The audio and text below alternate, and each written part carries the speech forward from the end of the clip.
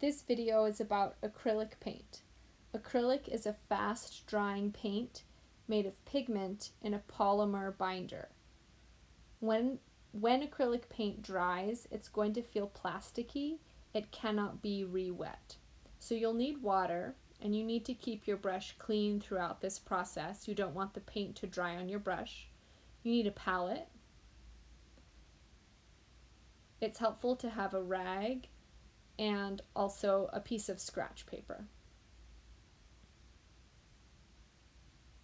You'll want to roll up your sleeves. You don't want acrylic paint getting on your clothes. You only need small amounts of acrylic paint on your palette to start with. You can always add more paint. Remember, once it's dry, it cannot be re-wet. Experiment adding more or less water. The paint can either go on very thickly or so thin it almost looks like watercolor. Remember to clean your brush between each application of paint.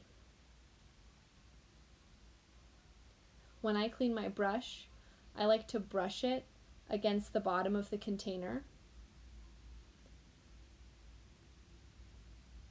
So I'll show you that right here.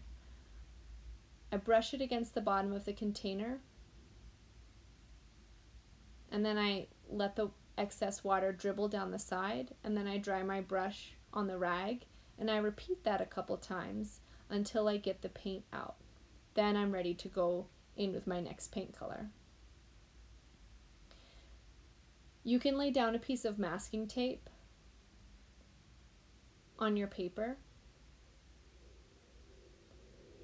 and then add acrylic paint on top of that masking tape. And then you're going to want to let it dry for just a little bit. So we'll let that dry there on the paper.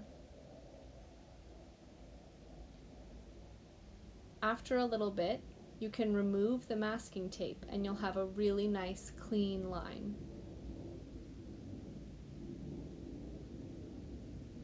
When you're done, one person from the table needs to rinse all of those brushes and dry them.